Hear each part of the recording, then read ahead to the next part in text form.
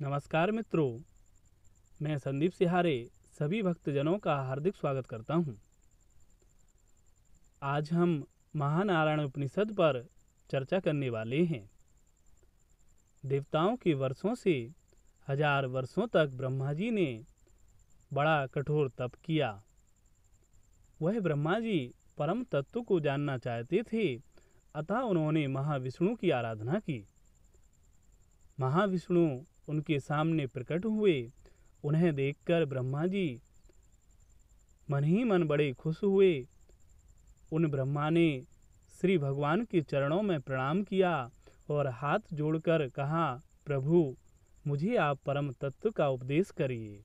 नाथ, केवल आप ही हैं जो परम तत्व का उपदेश कर सकते हैं, कारण कि प्रभु आप सर्वज्ञ हैं, सर्वशक्तिमान हैं।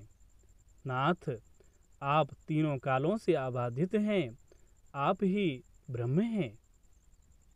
प्रभु, आप मायातीत और कालातीत हैं। मेरे द्वारा, भगवान शंकर जी के द्वारा और अन्य देवताओं के द्वारा आप ही जानने योग्य हैं। हजारों उपनिषदों के द्वारा आप ही खोजे जाने योग्य हैं। तब महाविष्णु ने ब्रह्मा जी की बड़ी प्रशंसा की और कहा, हे ब्रह्मा जी, यह परम तत्व बड़ा ही गुप्त रहस्य है, तुम इसे सावधानी से श्रवण करो।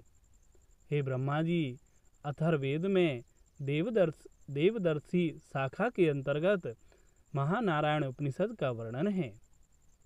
इस उपनिषद में गुरु शिष्य का संवाद है।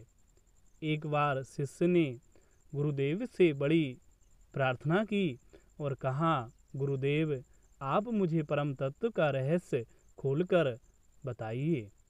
तब गुरुदेव ने कहा, हे शिष्य, वह ब्रह्म कैसा है, तुम ध्यान से सुनो। जो तीनों कालों से आबाधित है, अर्थात किसी भी समय जिसका पराभाव नहीं होता, जो हर समय विद्यमान रहता है, वही ब्रह्म है। वह ब्रह्म गुणातीत है, मायातीत है। वह काल से परे है। मन और इंद्रियों से उसे नहीं जाना जा सकता है। उस ब्रह्म के 4 पाद हैं, 4 अंश हैं, अविद्या, विद्या, आनंद और तुरीय। विद्या, आनंद और तुरीय, यह सभी पादों में स्थित रहते हैं। अविद्या पाद में जन्म मृत्यु होते हैं। यहाँ सृष्टि होती है, पालन और संहार होते हैं। यहीं पर दुख ही दुख हैं। रोग प्राणी को घेरे रहते हैं। इस प्रकार अविद्या में माया का बंधन है। परंतु जो अन्य 3 पाद हैं, उनमें यह सब नहीं है। वहाँ सुख ही सुख है। यह नित्य है, शाश्वत है और रसमय है। इस प्रकार से यह ब्रह्म के 4 पाद हैं। हे शिष्य, वह ब्रह्म आनंद पाद के मध्य नित्य वैकुंठ में विराजमान रहते हैं। वहाँ श्री राम नारायण नाम से उनकी प्रसिद्धि है। वह उस नाम से विख्यात हैं। वही पर ब्रह्म का रहस्यमय कैवल्य रूप है। हे शिष्य, वही श्री नारायण नित्य हैं, शाश्वत हैं, गुणातीत हैं। वह काल से परे हैं, काल के भी स्वामी हैं। मन और इंद्रियों से उन्हें नहीं जाना जा सकता। वह नित्य निराकार, सगुण और निर्गुण हैं। वही एकमात्र नारायण, निष्कल, निरंजन हैं। वह परब्रह्म हैं।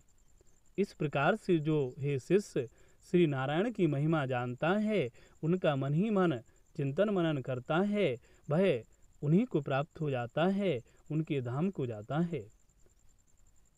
इस वीडियो में मैंने महानारायण उपनिषद के पहले भाग की चर्चा की है। वास्तव में यह जो 4 अंश हैं, 4 पाद हैं, इनका वर्णन पद्म पुराण में शंकर जी ने माँ पार्वती से किया है। इन्हीं 4 अंशों का वर्णन ऋग्वेद में 10वें मंडल में किया गया है। यह बहुत ही गुप्त रहस्य है, कारण कि एक पाद में अनेक ब्रह्मांड हैं, ऊपर के 3 अंशों में श्री भगवान के लीलामय जगत हैं।